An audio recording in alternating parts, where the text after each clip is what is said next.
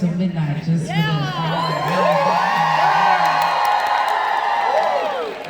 Okay, I'm Jacqueline Coley. I'm the awards editor at Rotten Tomatoes, and it's my honor to moderate this conversation with Isabela Merced. So please allow me to welcome Isabela Merced onto the stage.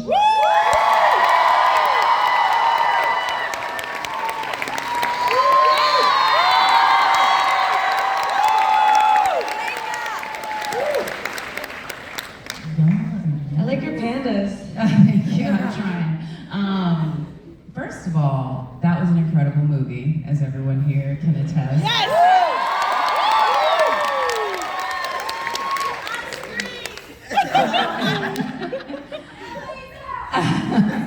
Dale. For you. Oh, we gotta ask questions, y'all. Hold on. How did you come into the world of Alien Romulus? I auditioned, like many of you probably have in the past. No real guidance, really. It's just sort of a general description, and I just had to guess and see if I was the right fit from my instincts alone. And then from there was a callback process. I got to meet Fede, we were in the room, and I think what was really cool about that was I remember how present I was. I remember I was looking everybody in the face, and not in a weird way, just like in a present way, I guess. And I think that's something that Fede noted, and he thought it came across as very real. That's one thing that is so interesting about this is it is a continuation of a very storied and epic franchise that so many people love, going back to the original and several entries. Did you have a relationship with the source material? I mean, girl, first of all, were you alive for the last one? I think you were maybe around for the last one, but barely. So what was your sort of knowledge of Alien before you joined? I was kind of a newcomer onto the bandwagon. It was a few years before the audition that I watched Alien and actually paid attention for the first time. I was always doing something. It just kind of was a part of the pop culture history, the zeitgeist, and so I was a bit intimidated by it. And then I sat down and watched it properly, and it made such an impact on me, and I ended up watching all the other movies in chronological order, right immediately after. So I was so fascinated. One of the things I think is so interesting is Fede talked about how he really wanted this to be about the camaraderie that you all developed, this found family, and what can happen when those ties are really sort of strained against by technology and outside forces. And with Kaylee and with the rest of the cast, I mean, y'all were in tight quarters for a lot of this. I mean, you especially, it seems like you didn't leave that room for like half the movie, but how did y'all sort of build that on set? Because it really is, I think, a dance between all of the characters to sort of show these dynamics that are years old instantly. Yeah, I mean, I feel like a lot of whether you get stuck with cool people or not cool people really is above us as actors. I have to give a lot of props to Marie Vernew, who did a masterclass today. She's awesome. She's a very famous casting director. She was the first casting director that I wasn't scared of. She was extremely, she can read people really well, I think, and chose the right people and really was in Fede's ear like, I have a good feeling about this, or I don't have a good feeling about this. And yeah, it's always thanks to casting, you know, they have to be able to read people like that and give the right people a chance. And I was so lucky to get along with each and every single one of them. It's very rare. So, everyone's here is already spoiled, so it's cool, but your character obviously has a lot of, I think, big moments towards the end of the film, but I will say that, I mean, obviously. But how long in the process before you knew that basically you were the catalyst of the climax of the film? And more importantly, the really kind of gut-wrenching thing of like saving your character than to kill her, because like, let's be real, that was a moment. When did you find out the twist? I mean, I died like 3 times. And it was when the black goo was black gooing. And I was like, that black goo is weird. And then when they said that it could save my life, I was like, oh, well, obviously, she's gonna take it. I don't think she thinks it's gonna save her life, but I think she knows it could probably save the baby's life. And I think it's a very motherly response, like sacrificing yourself for your child. It's quite poetic in a way, but as an outsider, you're like, don't take the black goo. But, you know, I understand, I get it. Yeah, don't take the black goo. Actually, I'm not gonna lie to you, I think I've watched too many alien movies. Impregnation is like a thing. The minute you said that you were having a baby, I was like, I was really worried for you from then on, and it really did not stop until the end of it. But knowing that, I think they built the world. As I was watching behind the scenes, there was a lot of practical things that y'all got to deal with. How much of it was stuff that you had to sort of lean into? How much of it was real? How did they sort of set up the set between the CGI elements and what y'all had to deal with? Because like there was really water, there was really those like kind of like face hugger things jumping out. What else did they have and what didn't they have? They on the ship, the part where Navarro was sort of piloting, they had us basically on some sort of Disney ride. We actually had to hold on tight as they jolted the ship off of this sort of like stand, and yeah, some of us actually got sick and had to take nausea medicine. Really? Yeah, they wanted it to be very real. Fede, let's be real, it was Fede.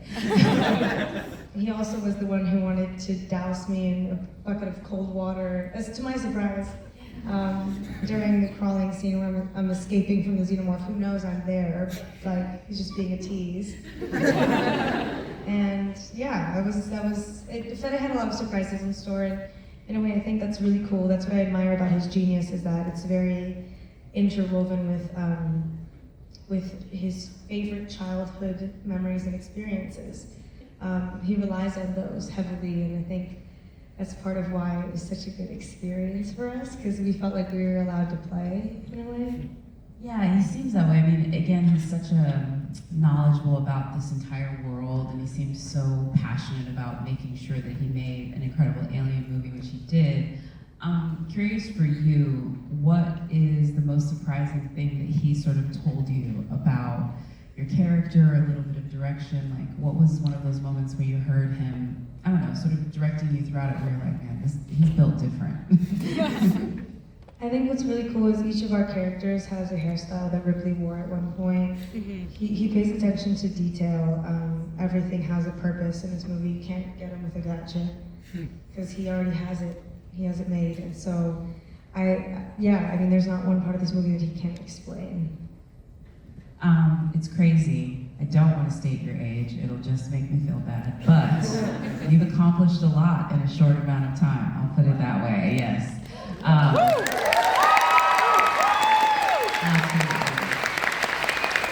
An inspiration to anybody in this audience that has an aspiration to be in the entertainment industry. But I'm curious, you've been on a lot of sets already, you've done music, you've done so many different artistic endeavors. Has there been one piece of advice that you're holding particularly close right now in this moment? Because, I mean, I hope you appreciate all these people here, you're getting awards. This is a moment, so is there anything you're sort of holding on in this moment to keep you sort of grounded in it? Or not, be in the clouds, I don't know. Yeah, I think what I love about my job is that I can be in the clouds and be present at the same time. I don't know, a good piece of advice, I guess, would be to try and document everything. I think memories are really valuable, and I've made some really lovely journal entries throughout the process of filming The Last of Us. A lot of them dedicated to Bella, because Bella Ramsey, who plays Ellie, has turned out to be quite an inspiration for me, and she's younger than me actually, and I'm not used to looking up to people who are younger than me, and this is quite the first, and I think it was just us throughout the whole thing, and it wouldn't have been the same without Bella. Well, I mean, I was gonna ask you for more about The Last of Us. You already gave us plenty, but I'm gonna be greedy. I mean, y'all played the game. We kind of know. A little bit. But what else can you tell us about it? I mean, girl, I haven't even gotten to Superman yet. You gotta come on and give me something. No, you're right. Why are we here? I think... Well, what were you most looking forward to? You're jumping into two iconic properties, and what were you most looking forward to when you were signing up for The Last of Us to be a part of that one? I think working in such a well-established world, every set, they pay so much attention to the set design, the details, everything, the bite marks, the cordyceps, everything it very much resembles what you see in the game. And as a fan of the game, I freak out every day. And also they include some of the most beloved moments from the games, which I think a lot of people can miss if they don't pay attention or take the optional routes. Yeah. Oh, I dig that. So now I am going to ask you about Superman. Listen. IMDb says things about your character, so we know that you're not just playing a regular girl. It says it on there. So. What does it say? Oh yeah. Okay. Well, you're like, what does it say? I'm like, I don't know how much. Like, we haven't seen your costume. Wait, no, have we seen your costume yet? Yeah. Yeah, that's right. Yeah, that's right. We've seen your costume yet. Yeah. So, what's it like knowing you're about to start? Like, you're gonna have action figures. You're gonna be in the world. Like, this is a different level. I mean, you were Dora. That's definitely like.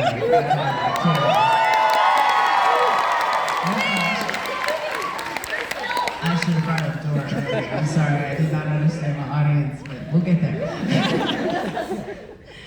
But this is like, I mean, first of all, with James Gunn kicking off the DCEU, I mean, yeah, what was that? I mean, first of all, the audition process, but getting that role.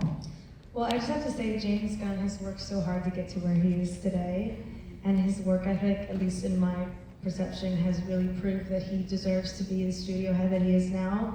I'm telling you, this was all on his mood board. He has really extensive and really specific shot lists, and that man's imagination is very specific. And to know so well who you are and what it is that you want is something that I admire deeply and greatly, because I'm constantly being other people, so I can get lost in who I might actually be.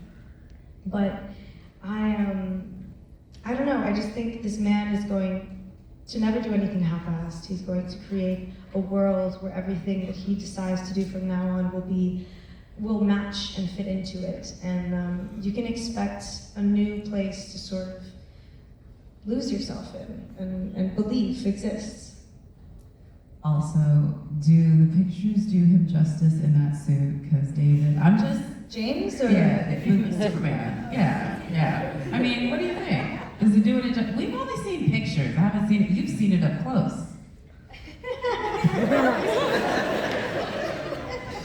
Wait, This is not Marvel. James is cool. He's told more than I could ever get from you. Damn, you're right, but he's allowed to legally. That's fair. No, David is just like this hometown boy. I feel like if he could be a food, he would be cornbread.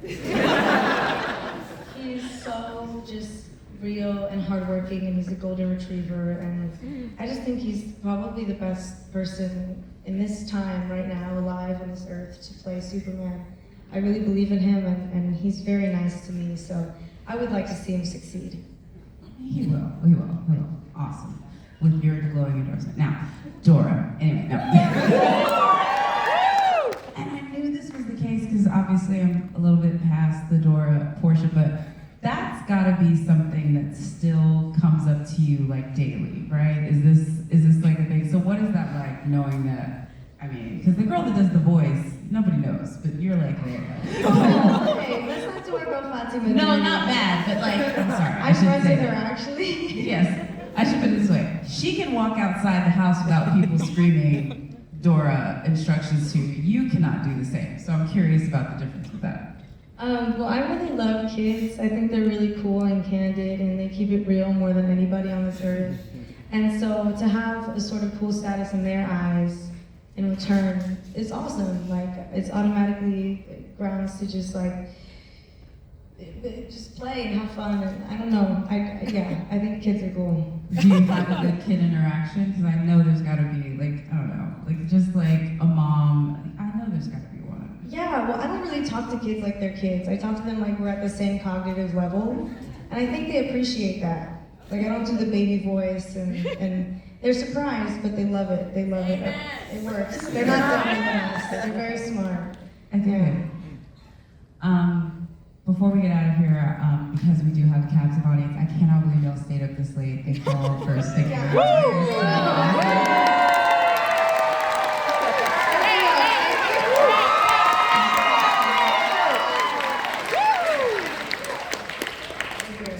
I want a juicy question. No, there you were talking to the folks that are working backstage on here, and then I'm like listening to you talk about wanting to produce. It seems like there's just no aspect of filmmaking that you're not passionate about, but of what you haven't gotten to do, and you've already gotten to do a lot, what are you most yearning to do? It sounds like you're already producing, you've made music, you're starring in these films. Do you have aspirations to write, to direct? Yeah, I definitely do. I think I'm a control freak and I like things to be done a certain way. And I also believe in myself in a very unrealistic way. And I think...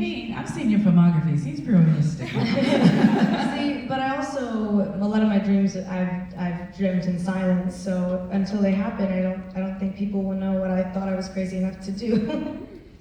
Oh, so you don't want to speak it until you can do it? Yeah, move in silence maybe. Hey, that's fair. Okay, well then I'll twist it a little bit differently. Is there a genre or a filmmaker or just an area in entertainment that you'd want to play that you haven't gotten to yet? You've done a lot, I will say though. Like, you ready to do a rom-com yet? You should. I want to do like a Gone Girl. I want to be like the girl on the train. I think my common theme in movies that I really enjoy, like I, Tonya, all those movies, I think it's advocating for women. I think I've had a really up-close experience and far-away experience of being judged in person and on the internet, and I think with that comes an ability to see it from a different perspective, to share that. So, I don't know, women have it kind of hard, like health-wise, life-wise, and I've dealt with a lot of those struggles, so I just want to be loud about that.